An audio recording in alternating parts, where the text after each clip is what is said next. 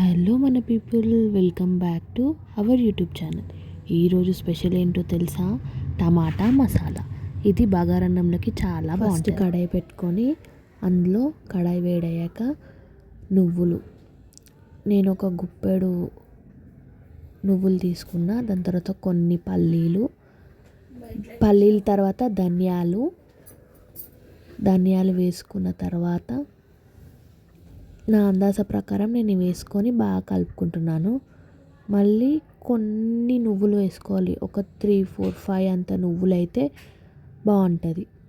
వేసుకొని మసాలా కాబట్టి మనం ఎలా ప్రిపేర్ చేసుకుంటామో ఆ విధంగా ప్రిపేర్ చేసుకోవాలి. జీరా వేసుకొని బాగా వేయించుకోవాలి. నేను పక్కన తీసుకొని పెట్టుకున్నాను, నా బాగా వేగినాయి కాబట్టి. కొబ్బరి తీసుకోవాలి.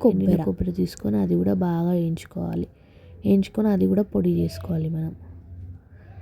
నేను చూపించిన విధంగా చేసుకోవాలండి. చూడండి, ఆ విధంగా రావాలి కలర్. అయ్యాక మళ్ళీ అవి కూడా పక్కన తీసేసుకొని పెట్టుకుందాం. తీసుకున్న తర్వాత మళ్ళీ ఆనియన్స్ కూడా వేసుకోవాలి. వేసుకొని బాగా కలుపుకోవాలి.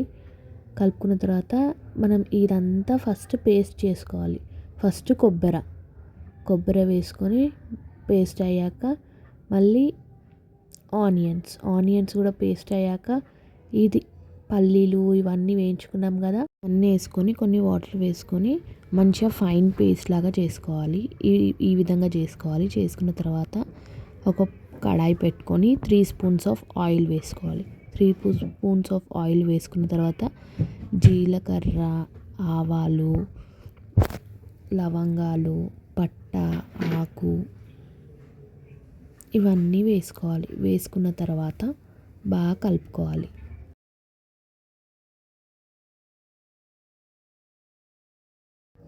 ఒక 4, 5, 6 పచ్చిమిర్చి వేసుకోవాలి.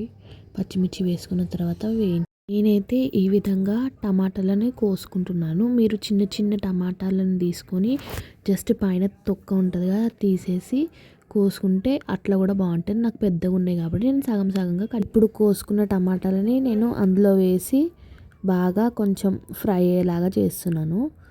ఇది ఫ్రై అయిపోయాక నేను పక్కకు తీసుకొని పెట్టుకున్న అదే కడాయిలో నేను చేసుకున్న మసాలా ఉంది కదా, ఆ మసాలా అంతా వేసేసుకొని అల్లం వెల్లిగడ్డ పేస్ట్, కారం, ఉప్పు, పసుపు వేసుకొని బాగా కలుపుకోవాలి.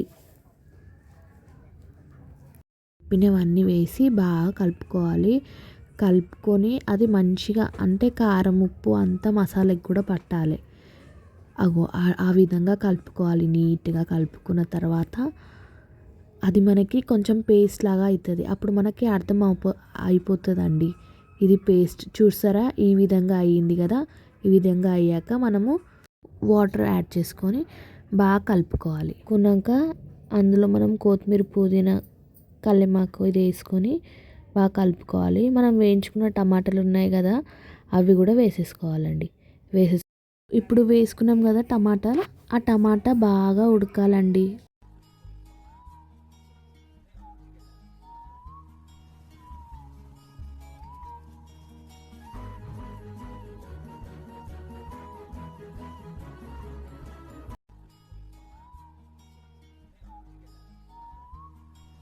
ఇప్పుడు లాస్ట్కి కొంచెం గరం మసాలా వేసుకోవాలి. గరం మసాలా వేసుకొని బాగా కలుపుకోవాలి. బాగా కలుపుకున్నాక చూసారా, సైడ్కి ఆయిల్ వస్తుంది అనగానే మన కర్రీ అనేది రెడీ అయిపోయింది. లాస్ట్కి కసూరి మేతి వేసుకొని దించేసుకోవాలి. మన యమ్మీ టమాటా మసాలా కర్రీ రెడీ. ఇది బగారా రైస్కి అయితే ఎక్సలెంట్గా ఉంటుంది. Please like, share, comment and subscribe to మన పీపుల్.